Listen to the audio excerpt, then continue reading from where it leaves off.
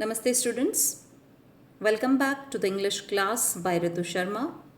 As we have started the chapter 3 of class 8 book Honeydew, Glimpses of Past. Today we are going to complete this chapter. Here is the second part of this chapter. Lesson 3 Glimpses of Past by S.D. Sawant. Part 2. We have already gone through the 4 parts of the glimpses of past. Number 1, the martyrs. Number 2, the company's conquest. Number 3, the British rule. And number 4, Raja Ram Mohan Roy. As you know that Raja Ram Mohan Roy went to England and fight for the justice of India.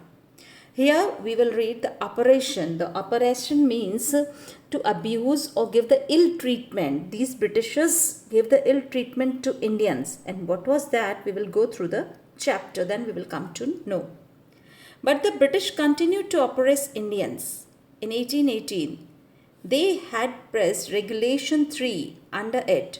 An Indian could be jailed without trial in a court. All the time British officers in India drew big salaries and also made fortunes in private business. By 1820, Britain was exporting British goods worth 7 crore rupees to India. Yes, see, the British prepared on the company's loot.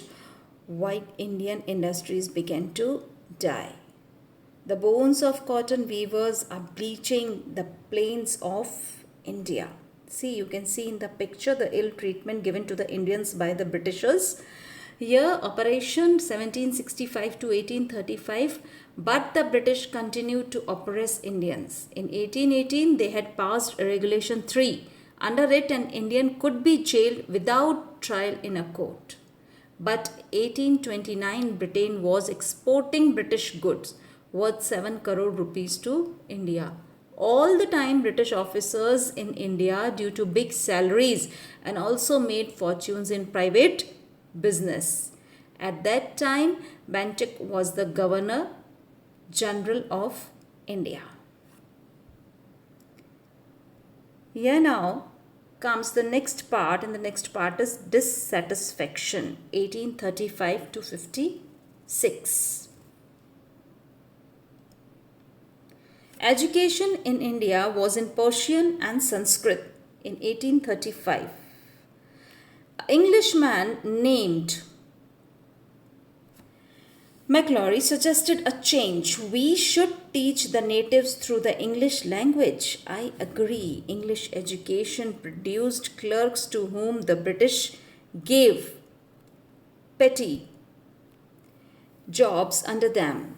Incidentally, it also produced a new generation of intellectuals. Now what happened? We must educate our brother and try to improve their material conditions. For that we must convey our grievances to the British Parliament.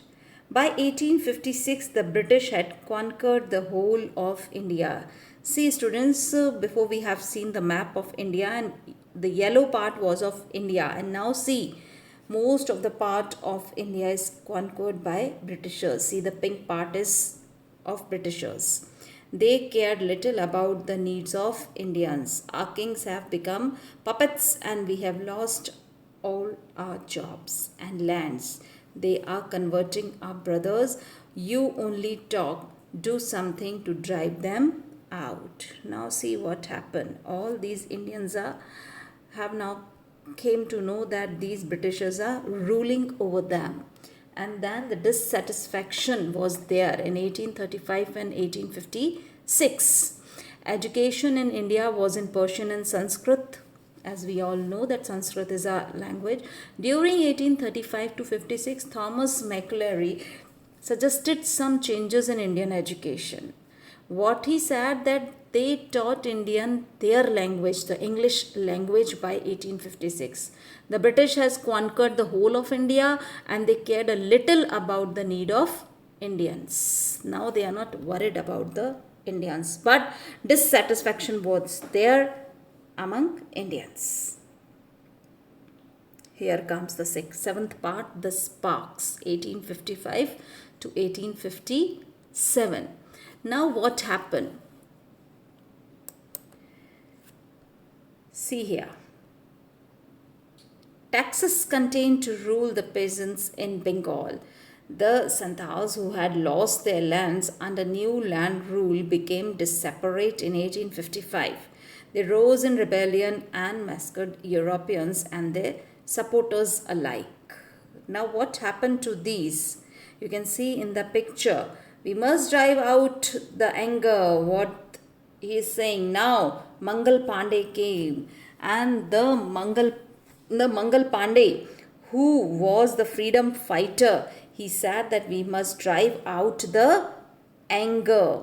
And this spark was that some Indian soldiers in East India Company were ill pleased with the attitude of East Indian Company. A soldier named Mangal Pandey attacked the adjutant of the regiment and executed Mangal Pandey. And he opposed the Britishers, and he said that they will fight for freedom. Here comes the eighth part, the revolt, and what happened in the 1857. As you all know, the revolt of 1857. What happened? Then there was a violent outbreak at Meerut. The spoils marched in Delhi. Long live our Emperor Bahadur Shah. Long live our Emperor Bahadur Shah. The rebellion spread wide. Many leaders, landlords have lost their lands because of the British politics. They were now sore. The white man's rule must end. Yes, we will help you. Now what he says that yes, we will help you to fight for this. Here in 1857 there was a big revolt, and a violent revolt was outbroken in Meerut. The rebellion spread wider. Many landlords lost their lands because of the British policies, but now they are ready to fight against Britishers. Students, see how beautifully this chapter has explained us about our freedom fighters, the conditions from the time of British rule. Here come the last part, the fight for freedom. Here today we are living in this free country. See, many famous rulers like Begum Hazra Mahali of Lucknow were bitter. The white man has taken away many kingdoms. Popular leaders like Maulvi Ahmad of Faizyabad told the people, "Rise, brothers, rise. The anger is ruining. These Britishers are ruining our lands." Now what happened? We should have Peshwa Naim Sahib, Peshwa Baba Sahib Peshwa as our leader in this war of independence. Mother Ganga, this is my last offering to you. 80-year-old Kunwar Singh of Bihar received the bullet in his wrist, and what he said to Ganga, that my Mother Ganga, this is my last offering to you. Now what happened in the last when they fight for freedom in 1857? The fight for freedom, many rulers like Begum Hazrat Mahal of Lucknow was bitter. The patriots pronounced upon the British and fought pitched battles all over North India. Tatya Tope, Begum Hazrat Mahal, and these people fought for freedom, and at last they won this revolt. So student, this was the chapter Glimpses of Past. It was very interesting, and we Indians, because of these freedom fighters, today we are living in free India, independent India. Thank you. Jai Hind.